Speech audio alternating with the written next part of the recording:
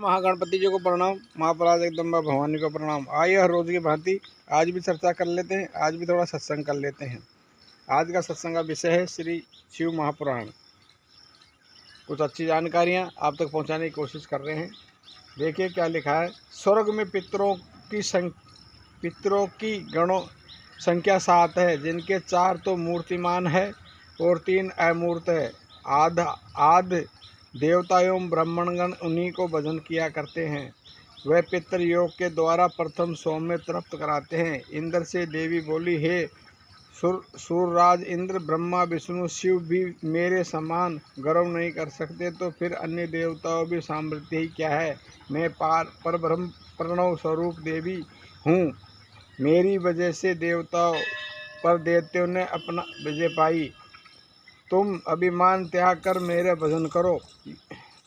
ज्ञान योग, क्रिया योग, भक्ति योग, इन तीनों योगों का संयम होता है, उसे क्रिया योग कहते हैं। योग ही मुक्ति का मुख्य हेतु है।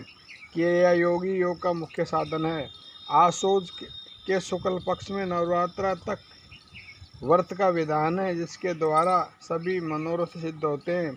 इसी व्रत के विरुद्ध के पुत्र शरतनामी राजा ने किया था, जो उसका हरण किया हुआ राज्य प्राप्त हुआ था। नारी को तो सौभाग्य की रक्षा और पुरुषों को मुक्ति के लिए ये व्रत अवश्य करे। वेद ओमकार से हैं और ओमकार का रूप शिव है। शिव ही प्राण रूप है और प्रणव ही शिव रूप है। इस वाचक में कुछ भी भेद नहीं। ब्रह्मा से लेकर सब प्राणियों तक ये प्रणव ही सबका प्राण है। अकार उकार मकार के क्रम में इनकी 3 मात्राएं हैं और फिर ये ओम हो जाता है, जो बिंदु स्वरूप है। सब पर कृपा करने के लिए ही नाद रूप भी है। यही सर्वज्ञ सत्य के कर्ता सर्वस्व निर्मल अविनाशी है, अद्वैत और परब्रह्म है। वेदों में ओमकार कहते हैं, और जो वेदों में जानने योग्य आत्म स्वरूप वेदांत में प्रतिष्ठित और पर भी है, पर वह वही परमेश्वर कहलाते हैं।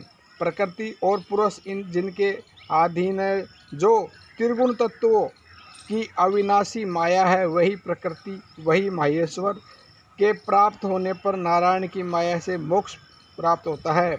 दुखों के दूर करने के कारण उनका नाम रुद्र पड़ा। परम कारण शिव है।